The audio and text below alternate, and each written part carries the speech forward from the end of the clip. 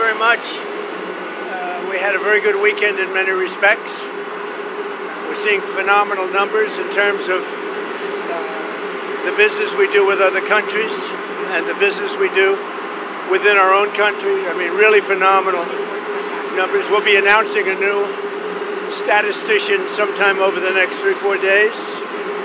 We had no confidence. I mean, the numbers were ridiculous, what she announced, but that was just one negative number. All of the numbers seem to be great, and so we'll see how that comes out. And if you remember, just before the election, this woman came out with these phenomenal numbers on Biden's economy. Phenomenal numbers.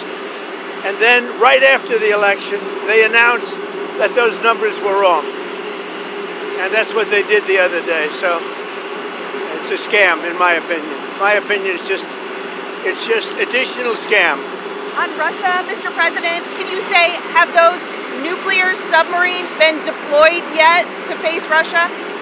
I've already put out a statement, and the answer is they are in the region, yeah, where they have to be.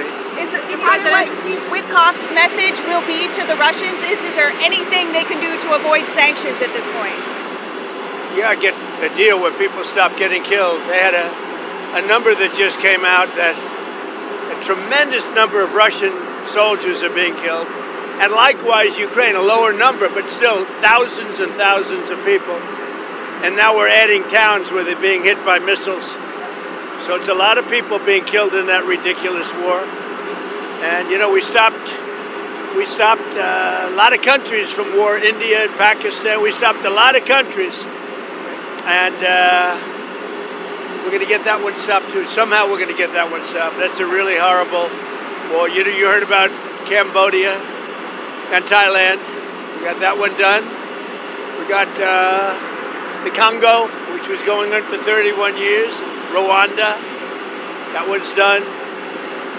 We stopped a lot of wars. This is the one we seem to be, this should be the easiest to stop, and it's not. I mean, Rwanda and Congo were going on 31 years, and I got it stopped. 8 million people dead, at least. That's what they have, but I think the number's much higher. And the leaders of each country, Rwanda and the Congo, they were great. They were great, and they wanted it stopped.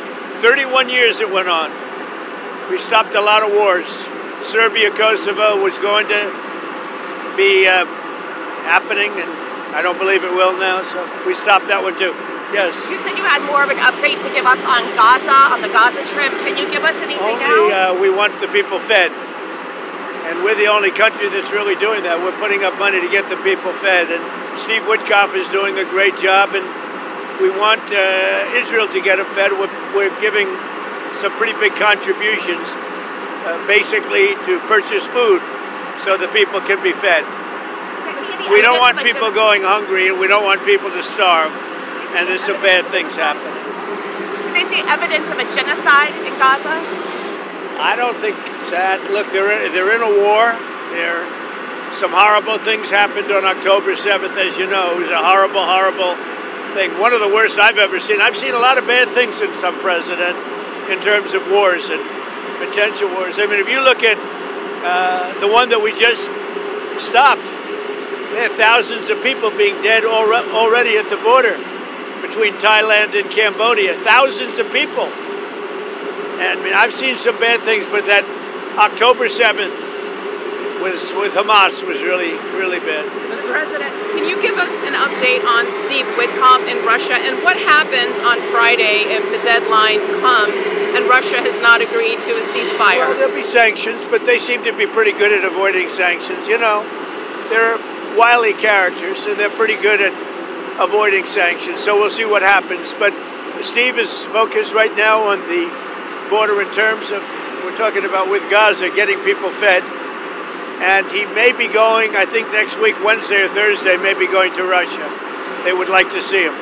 They've asked that he meet, so we'll see what happens. Mr. President, what advice do you have for Republicans on Capitol Hill heading into midterms? What do they need to do? What can they do to, hold world One of the things they're going to be talking about pretty soon are the tremendous drop in drug prices. You know, we've cut drug prices by 1,200, 1,300, 1,400, 1,500%. I don't mean 50%, I mean 14, 15, 100%. Because we're going favored nations. We want the same price as Europe gets. We want the same price as other country gets. And over the years, 25, 30 years ago, it started where they were charging us much more. And I put an end to it, you know, with a letter that you saw last week. So I think that's going to be a point. I don't know how anybody could win an election if they're on the other side of that issue.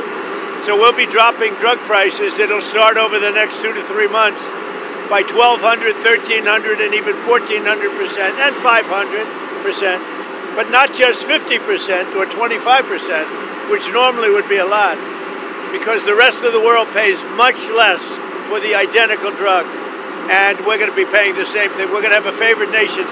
We will pay as low as the lowest nation in the world. And then, Mr. President, I think it just came out $29 billion in July taken in tariff revenue. You know, could we see a potential rebate here, and what would that look like, and who would qualify?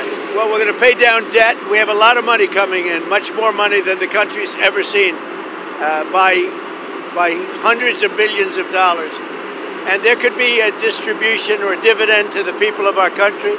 I would say for people that would be middle-income people and lower-income people, we could do a dividend. But one of the things we're going to be doing is reducing debt. But we have hundreds of billions of dollars pouring into our country now. We should have done this many years ago. And I did it in my first term with China. We didn't get to the rest because COVID hit. And you couldn't really go to France and Spain and Italy and say, let's start talking about some tariffs. But China was paying us hundreds of billions of dollars in tariffs, and we did it then. Then Biden screwed it all up. He screwed everything he touched, he screwed up. So, thank you. Mr. President, will you endorse Winsome Earl Sears in the Virginia governor's race? Yeah, I would. I would. I think probably she's got a tough race. She shouldn't have, but because the candidate she's running against is not very good. But I think she's got a tough race. But I would, yeah. When will you swear in Jeanine Pirro to be the U.S. Attorney for D.C.? Swear in Jeanine Pirro, who's going to be fantastic at what she does in D.C. Over the next very short period of time. I think she's going to be fantastic. Don't forget, Jeanine Pirro was a great judge and a great prosecutor. And because she was so good, I was there. She was an amazing prosecutor and judge. And because she was so good, they drafted her into show business. And she did fantastic. You know, The Five was the #1 show, etc., etc. Jeanine Pirro was also really good at that. But her real love is exactly what she's doing. And that's what made her such a success in show business. So Jeanine Pirro is going to be amazing. And I'll swear her in as soon as we can swear her in. We need her. She's going to be amazing. Are you happy with how the Rose Garden turned out? And will you have some kind of event? The Rose Garden, are you happy with how it turned out? Great reviews on the Rose Garden, and we had to do it. As an example, when we had a press conference, you'd sink into the mud. You know, it was grass and it was very wet, always wet, damp, but wet.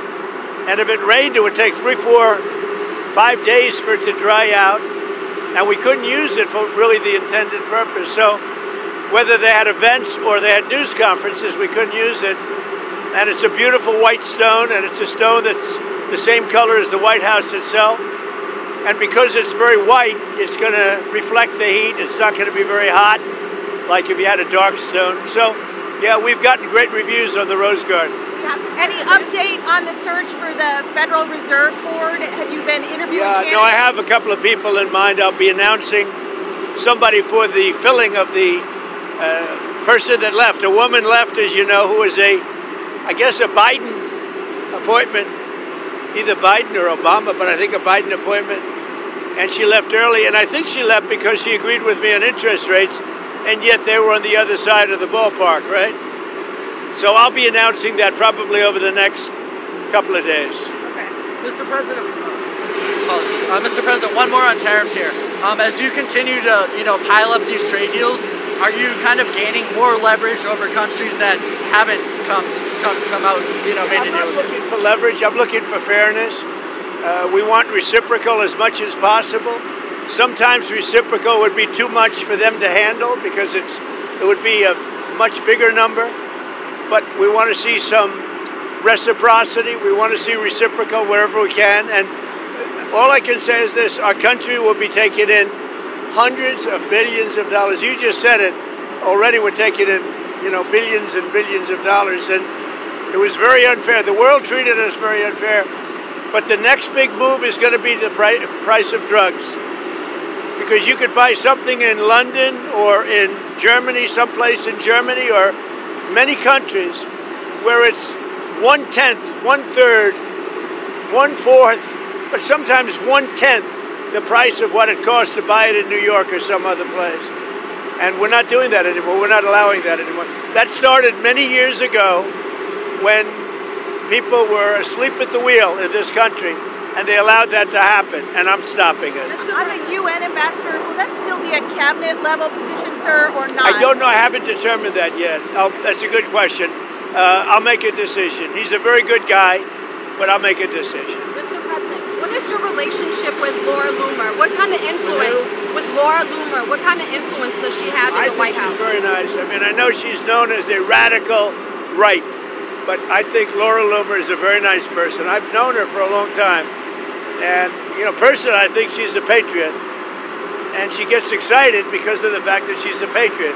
And she doesn't like things going on that she thinks are bad for the country. I like her. Mr. President, actress Sydney Sweeney, it came out this weekend that she was a registered Republican. Any thoughts on that? And who was? Sydney Sweeney. She's like a very hot actress right now. She's a registered Republican? Yes.